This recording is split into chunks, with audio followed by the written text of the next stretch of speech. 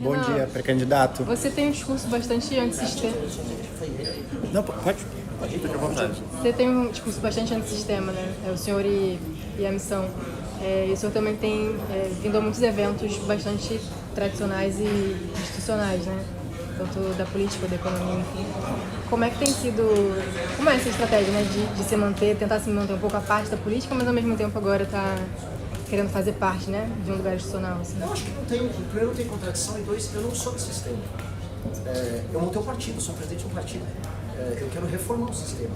E se eu quero reformar o sistema e não dar um golpe de Estado, eu tenho que passar por todas as vias institucionais possíveis. O que eu não posso é alterar minha alma nisso. Se eu manter a minha alma viva, a alma do mesmo militante que caminhou a pé até Brasília para fazer o impeachment da Dilma, eu não vou ser alterado pelos defeitos que o processo tem. E sim, temos visto de nascer em muitas instituições. Pré-candidato, como dentro de uma estratégia que o senhor critica muito o Flávio Bolsonaro, como atrair o voto do eleitor dele? Eu falo na verdade para o eleitor dele. Veja, não só os candidatos erram, mas a direita brasileira inteira errou em ser leniente e condescendente não só com as falhas do Bolsonaro, mas com os crimes cometidos pela família. Se você perguntar para todo mundo no Partido Novo, todos eles sabem que a família Bolsonaro cometia crimes e que era composta por homens muito falhos. Primeiro com falhas cognitivas, mas depois com falhas de caráter. Se perguntar para o restante da direita brasileira, membros estão no PL, ex-membros do meu próprio movimento, todos sabem disso. Mas eles ficavam quietos porque queriam usufruir do lucro político. Nós adotamos o caminho de apontar, isso está errado. E hoje, com o derretimento deles, eu vou instruir o eleitor a falar, olha, nós estávamos avisando há muito tempo. Talvez tenha jogado a pedra no mensageiro, que éramos nós, estava errado nesse processo. Mas agora, que tal ter um caminho que você pode enfrentar o Lula sem ser chamado de volta de ladrão? Pré-candidato, por gentileza.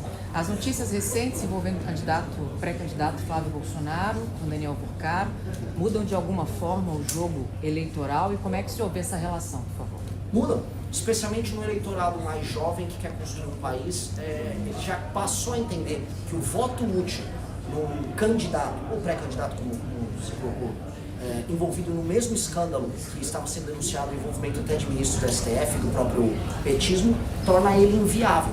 Esse voto útil passou.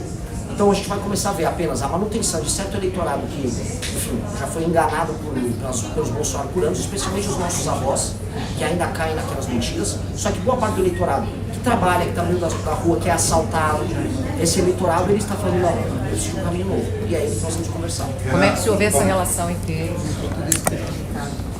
A relação umbilical já era durante o governo Bolsonaro. Não pode esquecer que, por mais que o Banco Master começa a pesquisa do Pé de Sexta, lá na Bahia, com o PT, ele se desenvolve durante o governo dele. A ANP, emitida pelo governo Bolsonaro, acelerou a emissão do Pé de Sexta, aumentou o tamanho do rombo. As relações sempre foram muito próximas, como são próximas hoje com o governo petista. Então, natural que o Flávio Bolsonaro sempre foi um filho lobista da família, um filho envolvido nos negócios da família, porque ele tivesse envolvido no escândalo do Master. Como estará envolvido no escândalo do SS, todo mundo vai ver. Através do Willer Tomás e a sócia do escritório dele. Renan, hoje você tem entre 1 a 2% das intenções de voto nas pesquisas. Não 3 a 4, né? Não tem. Queria saber como fazer a tua candidatura ganhar mais tração, como você pretende, qual é a estratégia para que você apareça cada vez mais no meio político, conseguir arrancar votos tanto do Flávio quanto do Caiado, por exemplo. Eu tenho de 3 a 7% de acordo. Da Datafolha até a Atlas. 1% já foi. Eu já ultrapassei uma parte das pesquisas dos atuais governadores, sem ter estrutura alguma. Falando apenas, até fazendo um link para uma das perguntas anteriores, falando a verdade. Não à toa que eu lidero entre os mais jovens. Como vencer? Quem me conhece, vota em mim. Não à toa que as pessoas mais jovens me conhecem, eu estou em primeiro entre o público de 16 a 24 anos. Hoje, no público de 25 a 35 de acordo com datas, eu tenho 12%. É justamente o público que mais me conhece. Aos poucos, agora que tenho acesso à mídia, à imprensa, outras pessoas vão me conhecer. Vão entender que ser de direita pode significar também ter projeto e ter caráter. O nome do partido na candidatura ao governo do estado de São Paulo ainda está em discussão? Por enquanto, nós temos o pré-candidato aqui em Catalunha, apontado. Nós podemos ter surpresas, surpresas são sempre bem-vindas, desde que não seja uma ligação cortada. Como eu falando na revista da Leste, lá, de certa forma, uma direita estridente, conversa com o teto de bar, fazendo uma crítica, né, como a direita se coloca nas mídias sociais, que também é algo que o MPL usou para ganhar todo o espaço que ganhou, e acho que a população já reconheceu que errou, né? Só que que eu continuo com algumas falas que parecem ser para viralizar, que são vistas como radicais, como separar o Rio de Janeiro, separar o Maranhão, ou que o criminoso precisa ser o Mano Vermelho não tem direito ao processo de defesa, enfim. Essa tática também é para viralizar? Eu só estou certo. Eu estou com razão. Vou pegar uma outra. Eu não quero separar do direito do Brasil. Você tinha que ter acompanhado o vídeo. Eu estou falando em entregar o status de autonomia ao que era o antigo Estado da Guanabara, que deixou de existir de maneira ilegal durante a ditadura militar. O Estado da Guanabara significa o retorno de um protagonista do Rio de Janeiro, tal qual o Buenos Aires tem na Argentina, tal qual o Hong Kong tem para os chineses, para que o Rio de Janeiro atenda a sua vocação histórica. Um lugar para receber turistas, para criar cultura, para produzir arte, trabalhar com desenvolvimento, para atrair startups. Mas eu nunca falei em separar o Maranhão do Brasil. Nunca ouvi isso. E, basicamente, oferecer um direito de exceção para membros do PCC e do Mano Vermelho é o que qualquer país sério faria com facções terroristas que, vamos ser bem claro, que matam dezenas de pessoas todos os dias. Não é minha opinião, são todos os relatórios que nós temos que mostram que boa parte dos homicídios cometidos no Brasil são cometidos em guerras faccionais. A senhora falar em termos dessa estratégia política, né? Não é uma estratégia política, é política pública. Tanto que se fosse meramente estratégia política, eu não falaria, por exemplo, que eu vou fazer uma nova reforma da Previdência. E tirar voto. É porque eu estou certo que eu preciso fazer uma reforma da Previdência, assim como eu estou certo que eu preciso aumentar a relevância do Rio de Janeiro, porque ele é a porta de entrada do Brasil para o mundo. Entende? Algumas vão ser mais populares, outras não. Mas eu vou falar elas de qualquer forma. E isso é uma coisa, só para o seguinte. Veja, você ser polêmico não é problema. Você ter uma boa capacidade de comunicação não é problema. Havia uma propaganda nos anos 90 da PNL que era: potência não é nada sem controle. Ser só potência, ou seja, ser só barulho em rede, não serve para nada se você não tiver o controle. Basta ver o Pablo Marçal, que era potente em redes, mas era um completo pateta, fora que era um estelionatário. Então, eu não estou aqui para isso. Pré-candidato, o senhor acabou de falar que o Comando Vermelho e o PCC são terroristas. Isso significa dizer que o senhor apoia a ideia de que a administração americana declare essas facções como sendo terroristas? Ou o senhor teme consequências para a soberania do país? Eu não ligo para o que o americano sobre isso, eu sou uma questão brasileira. É só que ela tem consequências. Ela não vai ter consequência nenhuma, porque os Estados Unidos já consideraram outras organizações da Europa como terroristas e não pode explodir invasões aéreas. Nós estamos na América Latina E daí, eu como um latino-americano, eu como futuro presidente do Brasil, não vou permitir nenhuma invasão às nossas prerrogativas. Até porque a Europa também costuma fazer essas invasões às nossas prerrogativas. Ela pode vir do Macron lá da França, como pode vir do Trump. Basta ver a atuação com as ONGs francesas sobre o nosso petróleo na margem equatorial. Em ambos os casos eu não vou permitir. Quem vai resolver o crime organizado no Brasil serão os brasileiros. E não é nem as Forças Armadas, serão as polícias, junto ao comando do presidente da República, em atuação conjunto com os governadores. O senhor, como pré-candidato da oposição, costuma apontar falhas do governo. O senhor conseguiria apontar acertos? Ele vai acabar daqui a pouco. Só um acerto. Mas eu vou falar, para não parecer que eu sou crica, eu acho que a política de tirar celulares das salas de aula dos alunos eu defendo sim. E gostaria de ver o governo muito mais duro na questão dos enfrentamentos às casas de aposta virtuais. Eles andavam com isso, eu esperava que durasse mais. Aqui, peguei dois biscoitos pro Google. No mês de março eu faturei cerca de $4.600, totalizando aí deu um pouquinho mais de R$23 mil apenas com a AdSense do meu canal, postando cortes do MBL. E se você tem interesse em criar seu próprio canal de cortes, ajudar no projeto e ainda poder ganhar com isso, é só clicar no primeiro link da descrição desse vídeo ou então ler o QR Code que está aparecendo aqui. Em relação a essa dinâmica de voto útil que a direita tem, principalmente contra o presidente Lula, como você vê a tua chance diante do próprio nessas... Total. Se eu for pro segundo turno, vou cumprir o destino que eu tinha escrito quando tinha cabelo 89, que meu pai, na final do Campeonato Brasileiro, contra o Lula, torcia pro São Paulo, o Lula foi lá torcer pro Vasco. Meu pai falou: esse aqui é o Lula, fala o que o papai disse pra ele na TV. Eu mandei o Lula ir para um lugar, sendo uma criancinha, eu vou poder reencontrar alguns debates, e eu vou derrotá-lo não apenas apontando para ele, apontando os crimes que ele cometeu. Eu vou mostrar que a minha geração tem um projeto melhor do que o projeto, ou melhor, do que a ausência de projeto que a geração dele nos legou. Eu faço parte de uma geração que não conseguiu comprar apartamento, que não consegue comprar um carro direito, porque a geração dele errou, e eles falharam. Eu vivo, desde que eu completei meus 18 anos, quase toda a minha vida madura enquanto adulto, sob o governo do PT. E isso fracassou. E eu não quero mais, minha geração já não aguenta mais fracasso. Então eu vou provar, eu vou mostrar para ele que ele fracassou, eu vou liderar as pessoas no enfrentamento contra ele e vou dar um banho mesmo. Você vê chance, se houver mais derretimento do Flávio nesse mundo? O derretimento do Flávio é natural. O bolsonarismo do Flávio só estava se sustentando através da ideia de que ele era a única força capaz de vencer o PT. Ele já não tinha nenhuma capacidade moral de enfrentar ninguém. E mais do que isso, o Flávio Bolsonaro, em grande medida, já estava fugindo de ter propostas. O pai dele trazia pelo menos um ícone, um símbolo na cabeça das pessoas de que ele era um corajoso que enfrentava o sistema. O Flávio nem isso. Ele tem todos os defeitos do pai e nenhuma das qualidades do cacete. Nesse sentido, ele já era muito fraco. Hoje, até a ideia de que eles são os únicos capazes de enfrentar o PT passou.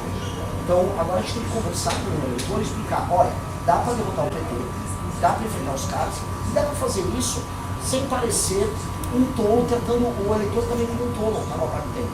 O eleitor de direita foi enganado por muito tempo. Muita propaganda PT para ser eleitor de direita, é muito mais para frente do quartel do que daqui 72 horas a gente resolve. O eleitor de direita faz parte do Brasil que trabalha e produz. Isso aqui é estatístico, eu estou trazendo dados. Boa parte do eleitorado do centro-sul do Brasil vota mais à direita e esse eleitor foi tratado como um pateta. Não dá mais para tratar como pateta. A direita é democrática no Brasil? A direita é democrática. Na verdade, não, ainda vou botar uma provocação. Não há nada mais democrático que o fenômeno do bolsonarismo. O fenômeno de massas surgindo de baixo para cima. Altamente democrático.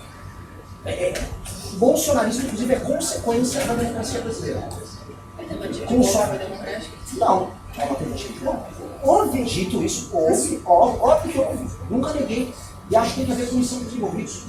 Dito isso, entenda uma coisa. O bolsonarismo é uma das coisas mais democráticas que aconteceu no Brasil.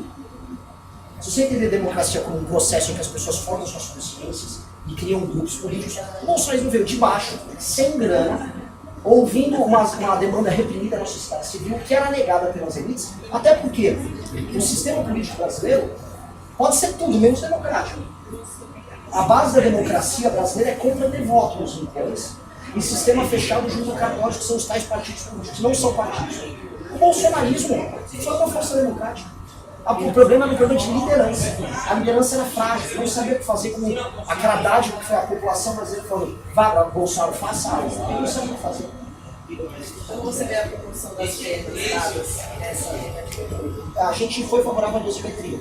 Houve uma desproporção, porque o processo como tudo foi um processo político. E aí, falando em direito penal político, até pegando um gancho na sua colega, o Alexandre de Moraes levou para os investigados ali no dia 8, e o próprio Bolsonaro, o conceito de direito penal político, relativizando o direito de defesa. Eu acho que isso tem que ser feito por vermelho, precisa ser. E essas pessoas, como fica uma questão política, porque ninguém vai falar que o processo que aquelas pessoas passaram é um processo que formalmente estava correto, terá que ser um caminho político para resolver isso, porque houve cometimento de crime, ninguém invade prédios públicos, taca fogo em prédios públicos, quebra as coisas, estava lá, não fez nada, eu não fiz nada. Não, elas terão que ser punidas, mas as punições estão desproporcionais e a forma que branca foi punida. Quais medidas concretas o senhor tem para a economia, para fazer com que então, a sua geração consiga comprar apartamento, consiga, porque esse é um fenômeno mundial, né? O crescimento dessa geração é um fenômeno mundial. O que você tem de concreto para fazer no Brasil para melhorar a situação financeira dessa A da minha geração aqui, por exemplo, é pior do que os outros, porque os outros, se falar de prejuízo, até ficar no bico, né? A gente tem isso. A gente tem isso. Se for pegar, por exemplo, a questão da affordability, que elegeu um mandame lá em Nova York, as pessoas não conseguem pagar o aluguel do apartamento. Aqui as pessoas mais humildes vivem em favelas. Nem apartamento para ela reclamar que não tem, ela tem acesso. A situação aqui é desesperadora. Pois bem, dado esse diagnóstico, o que fazer? Primeiro, ajuste fiscal ligado na despesa. A gente fala, por exemplo, no pacto que as gerações mais novas estão se ferrando pagando a conta dos anteriores. Agora a nossa, todos os pressupostos de funcionamento, por exemplo, da nossa questão previdenciária, são mais doentios do que qualquer nação do primeiro mundo e incomparavelmente piores do que as nações que nós concorremos no dito terceiro mundo. Nós temos reajustes que não fazem sentido, privilégios mais absurdos. Nós também temos uma máquina pública que gasta demais e faz com que a gente tenha impostos altos, juros altos, serviços ruins, crescimento econômico baixo, tudo isso ao mesmo tempo. Com a reforma fiscal na despesa, os juros igual, a relação de dívida pública, então, portanto, posso diminuir os juros, posso cortar impostos, posso ter um momento de crescimento, e aí eu faço uma outra coisa que são as reformas de competitividade, envolvendo infraestrutura, envolvendo energia, que envolvem facilidade para contratar e demitir uma pessoa, assim como facilidade para você abrir e fechar uma empresa. Ao trabalhar esse aumento de competitividade com um ajuste fiscal, o que a gente passa a ter, finalmente, é uma possibilidade de crescimento que vai atingir diretamente essas gerações. E isso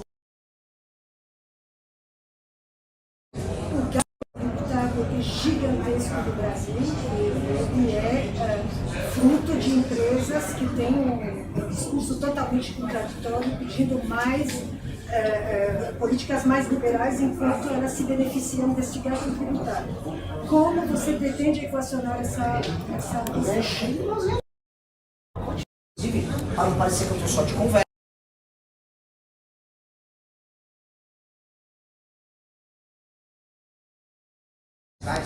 só uma empresa, que é a Honda, para dar nome aos bois, lá na Zona Franca de Manaus, tem a renúncia de 16 bilhões. Se a gente for pegar setores inteiros, a gente está falando, vamos dizer, de um processo gerador de privilégios gigantesco. Então nós vamos ter que atacar isso. Aí é um problema atacar. E este enfrentamento tem que ser feito de uma maneira madura, para não ser um matar a criança no processo. Vai ter que manter a economia funcionando, mas entender que não vai dar para algumas empresas terem renúncias fiscais absurdas, malandragens fiscais de toda sorte, acordos feitos por determinados governadores ou políticos, criando, vamos dizer, mercados artificiais. Por exemplo, no setor artificial, no setor automotivo no Brasil. Aliás, fica a crítica também, já estou no fórum empresário, fica a crítica também ao pessoal, por exemplo, de boa parte dos setores que ficam só lutando para se proteger, mas não investem, por exemplo, na formação de lideranças políticas que defendam essa agenda de competitividade. O setor automotivo mais óbvio, eu trabalhei com a galera do setor automotivo, eu conheço bem os detalhes. Não lutaram em nada para passar reforma trabalhista, para ter uma agenda fiscalista que virasse questão de infraestrutura, não fizeram nada, só queriam proteção. Agora quebraram. E a operação contenção que foi planificada pelo governador Caiado, da Rio de Janeiro, que foi a mais letal da história do país, 125, 122 mortos no final do ano passado. Qual é a sua opinião a respeito? Eu gosto muito de ver aqueles caras mortos. Eu acho que eu como uma parte dos brasileiros, a gente fica muito feliz. Só que aquilo, sem alteração das leis penais, de execução penal, sem você ter um direito penal público, você ter um regime de exceção para aquelas pessoas, aquilo se torna enxugado de gelo porque aquela área é recuperada logo em seguida pelo próprio organizado. E não dá, a própria experiência das UPPs no Rio de Janeiro mostra isso. Não dá para você fazer uma operação com as leis atuais colocando apenas com os governadores. Ou o governo federal vai precisar fazer isso. E olha só, uma coisa que é muito bonita. Pode ser a guerra da nossa geração. A retomada das regiões mais pobres do Brasil, que hoje estão sendo tomadas pelo fundo organizado, e não são só as favelas do Rio, são as cidades pequenas do interior do Nordeste, e é uma retomada que vai libertar justamente os brasileiros mais pobres. E aí a gente vai poder inserir eles na economia, levar dignidade. Então, eu vejo com alegria o fim do meu organizado. Mas a maneira como está sendo feita é enxugar. Pré-candidato, você falou de ajuste fiscal. Como dentro das suas propostas fica o Bolsa Família? O senhor defende o corte, mudança de mecanismos? Primeiro, pente fino. Segundo, municípios. A gente vai só ver qual o percentual. Tem município que tem mais de 90% da população com Bolsa Família. No Nordeste, 40% dos municípios têm Bolsa Família. Alguns lugares, a gente levar à frente de trabalho, igual o presidente Roosevelt fez nos Estados Unidos durante a 2029. A gente tem um projeto de trabalho muito bem feito, muito legal, fazendo alternativa de emprego, até porque aquela pessoa precisa começar, especialmente nos rincões do Brasil. Eu pude ver isso quando eu dei no Maranhão. Tem pessoas que nunca tiveram um emprego. No máximo fizeram um bico. Pessoas já com 30 anos que nunca entenderam que ia ter um emprego regular. A gente precisa começar a fazer isso. E, paralelamente, nós precisamos levar desenvolvimento econômico para as pequenas cidades do Brasil, especialmente na região Nordeste, onde tem uma grande massa populacional. A gente precisa levar emprego, geração de renda para esses caras, isso envolve desde zonas econômicas especiais, até permitir que o agro organizado chegue. Porque o exemplo do Mato Piba está muito claro. Onde o agro organizado chega, em questão de 10 anos, tem uma mudança total na dinâmica econômica e política. E o governo federal, em vez de ajudar esse processo a acelerar, ele atrapalha. A Bahia é um exemplo disso. O agro já podia estar bem mais avançado, tanto na região sul quanto na região oeste. Mas o governo fica lá juntando quilombola indígena para ficar invadindo propriedade, para querer demarcar terra, impedir o desenvolvimento econômico das pessoas que vivem ali. Então nós vamos ter um governo que vai atuar, porque se eu altero essa dinâmica econômica das regiões mais do Brasil, eu torno elas parte da solução. É por isso que o meu slogan, boa parte do tempo, foi o Nordeste a solução. Até apareceu o Flávio Bolsonaro dançando, repetindo a mesma coisa. Eu não entendi até agora. Tá bom, pessoal? Se gostou do vídeo, deixe seu like e se inscreva no canal para receber mais cortes como esse.